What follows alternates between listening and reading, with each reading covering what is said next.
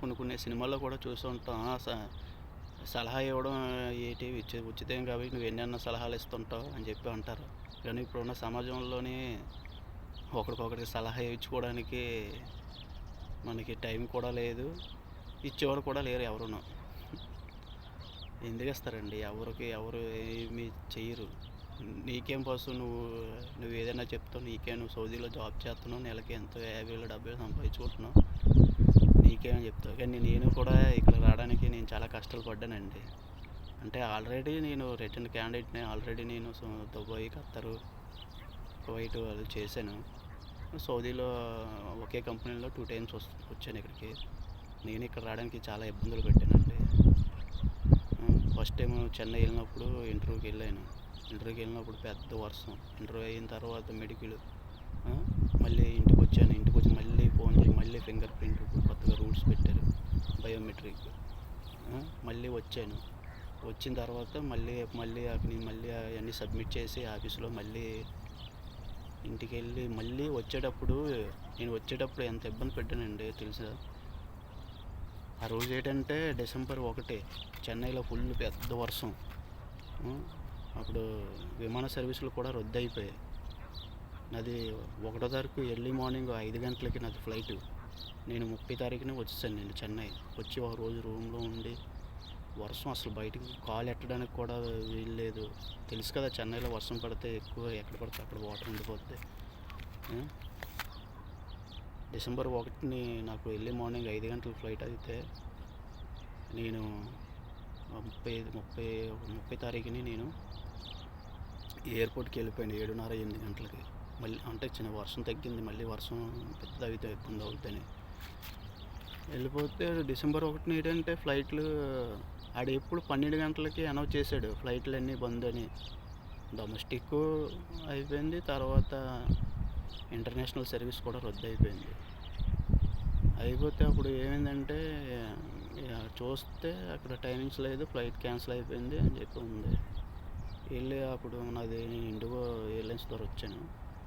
ఈ ఎయిర్లైన్స్ వాళ్ళ ఆఫీస్కి వెళ్ళి అక్కడ ఉంటాయి, ఎయిర్పోర్ట్లో ఉంటాయి, ఏ ఎయిర్లైన్స్కి సంబంధించినవి ఉంటాయి. అక్కడికి వెళ్ళి మాట్లాడితే వాడేమంటున్నాడు, ఇలాగ వాతావరణం ప్రాబ్లం వల్ల వర్షం ఎక్కువగా పడడం వల్ల ఫ్లైట్లు క్యాన్సిల్ అయిపోయింది, మళ్ళీ మీరు ఒక 10 రోజుల తర్వాత రండి అని. నేను రావడమే చెన్నైకి 3 రోజుల ముందు వచ్చాను. అదేంటి నాకు ఇలా వచ్చాను, ఇలా ఇబ్బంది పడ్డానండి. మళ్ళీ మాది ఇక్కడ దగ్గర కాదు విశాఖపట్నం. ఇప్పుడు మళ్ళీ విశాఖపట్నం దగ్గరగా ఒక 700-800 కిలోమీటర్లు ఉంటుంది. నేను ఆల్రెడీ ఇక్కడ చెన్నై వచ్చి 4 రోజులు స్టే చేశాను. నేను వెళ్ళండి, కావాలంటే నా డబ్బులు నాకు రిటర్న్ చేసేయండి, ఎంత ఎయిర్లైన్స్ అమౌంట్ అవుతుందో అంత రిటర్న్ చేసేయండి. లేదు అలాగా అవ్వదు, అలాగా అమౌంట్ అది రిటర్న్ చేయరు, మీది 1వ తారీఖు ఫ్లైట్ కదా, మీది క్యాన్సిల్ అయిపోయింది కదా ఫ్లైట్, మీకు 10వ తారీఖున ఇస్తాం, 10వ తారీఖున రండి అన్నారు. నేను ఆల్రెడీ అప్పటికే నేను లాస్ట్ టైం సౌదీ నుంచి వచ్చి ఇంటి దగ్గర ఒక 6 నెలలు ఖాళీగా ఉన్నానండి. ఇంక మళ్ళీ ఒకసారి ఇంటికి వెళ్తే మళ్ళీ రావాలనిపించదు, మైండ్ చేంజ్ అయిపోద్ది. ఏంటంటే ఇలా జరిగిన తర్వాత వాళ్ళు ఏమన్నారంటే, నేను అసలు ఒప్పుకోలేదు వాళ్ళ మాటలకి.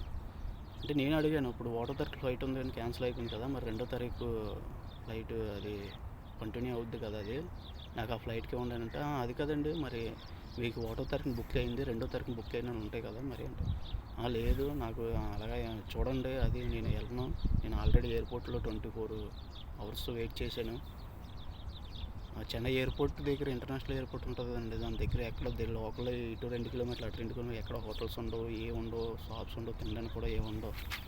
ఇంకా అలాగే అందులోనే ఉన్నాను అని ఇలా చెప్తే, లేదు అవ్వదు అన్నారు. లేదని చెప్తే నేను ఇక్కడే ఉంటాను, నేను వెళ్ళను, ఆ అమౌంట్ నాకు ఇచ్చేయండి అని చెప్పి గట్టిగా మాట్లాడాను.